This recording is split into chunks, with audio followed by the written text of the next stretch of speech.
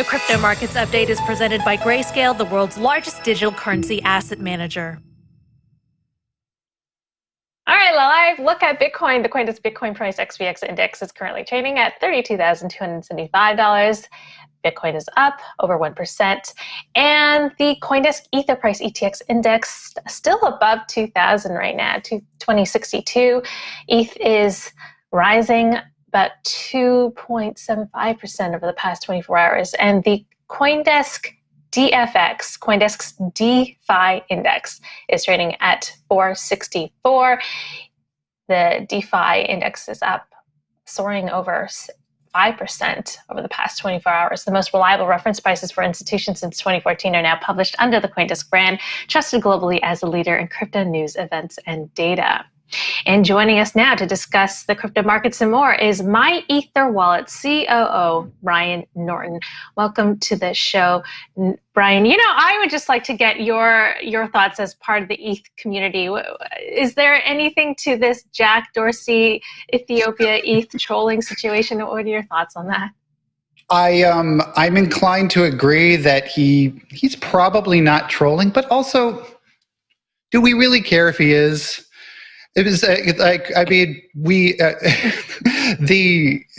Ethiopian Ethiopian flag. I'm sorry, they got there first. They're one of the oldest nations on earth. I think that they warrant having an emoji for their nation's abbreviation. So Crypto Twitter just discovered it as a country. So you know. Yeah. At the same time, Elon Musk said that he owns some Ethereum. We're seeing a boost in the crypto markets. Anything to that? Is Musk good for Ethereum? He's certainly. Elon Musk having Ethereum in his bags is certainly not bad for Ethereum, but I think that, if you look at the price action over the last month or so, we've kind of been moving in this sort of space between the mid 1700s and just above 2000. So this Elon bump is relatively muted, and I would say a rational. Somewhat rational enthusiasm over the fact that the world's richest man has some faith in Ethereum. But I think one of the most positive things coming out of this news is that the crypto markets didn't go crazy over something Elon Musk did, which shows that we're maturing quite a bit. Yeah, I agree with that take, actually. I was saying something very similar the other day. So just talking about Ethereum, I don't know if you like to get into price predictions, but I'm kind of curious about your outlook, like short-term, long-term. Where do you see Ether going, say, by like the end of the year? I typically don't like to get into price predictions. I do think that it's going to be interesting to see what the London fork brings.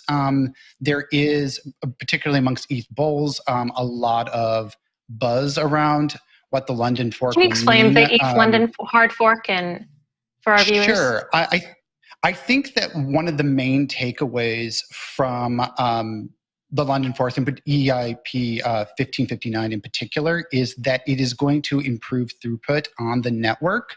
One of the things that people have to kind of understand about Ethereum versus Bitcoin is that it is a general purpose blockchain, meaning that it is not strictly for value transfer and it's not strictly for DeFi. And as we saw last summer during DeFi summer, pricing on gas fees priced a lot of people out. What the London fork will do is that it will sort of algorithmically determine what the price of a transaction is. Those fees will be burned, and 50% of all blocks will just have those transactions go through it. People who wish to pay more can tip on top of that and push their transaction through.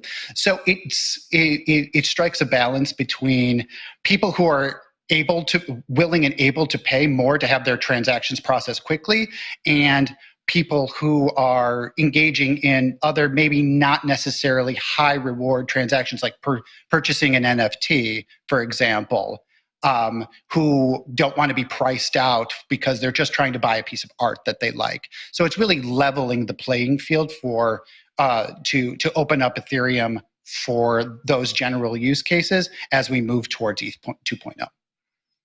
So just another question, kind of on the ETH outlook. If I understand you don't want to get into specific numbers, but aside from like the hard fork, what are some of the other indicators that investors should look at for ETH specifically? Right? I mean, is it just kind of like it's going to ride the Bitcoin wave? It's going to go up and down with Bitcoin, or are there sort of specific things that you think could have an impact on ETH's price either way that people should be watching out for? I think that earlier in the program you pointed out the DeFi index. I think DeFi is still continuing to be strong and and we're going to see more institutional adoption as we move forward. I also think that in terms of the way the space is sort of slowly moving now, price action in ETH and crypto in general may have slowed, but there's still general interest in the VC markets picking up equity in these new promising DeFi and NFT startups.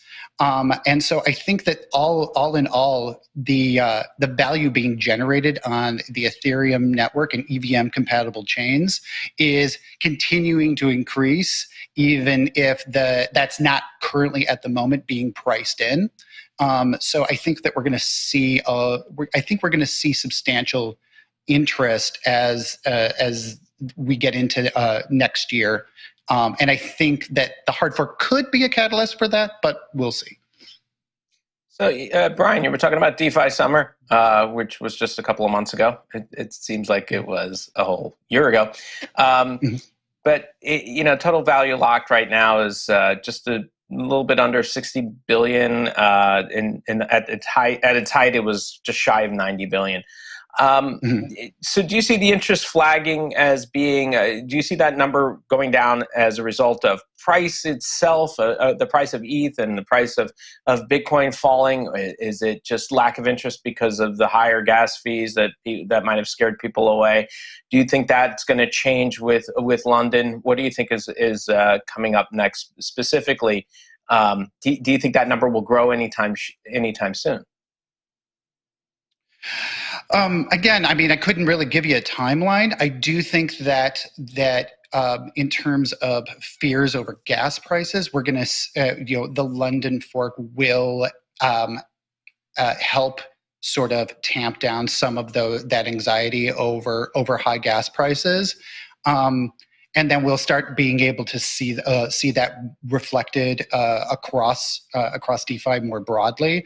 I also do think that we do go in waves. The yield farming craze kind of came, and it didn't exactly go, but we did reach sort of a tipping point where I think investors were starting to look at the market and saying, okay, let's take a break and let's see what's next. So Brian, question about regulators. We're starting to see regulators get more active in things like Binance globally, and then in the U.S., a lot of regulators going after BlockFi. Do you think that they're going to start to turn more attention in general towards DeFi, and that they'll try to stop certain things if they can, even though it's decentralized? Is there anything they can do? I think it really depends project to project whether there's something that regulators can do. There's different these different projects and these different protocols have different levels of accessibility. But I do think that we are going to see at the very least some regulatory clarity come down over DeFi projects over the course of the next year. I think that's sort of inevitable, but I think what's happening right now makes a lot more sense. That regulators are taking a look at these more centralized entities to see if they're because they do fall within more of a traditional financial model that it's easier to pick apart. They're not a protocol living on the on Web3. So it's a little easier to compare apples to apples there.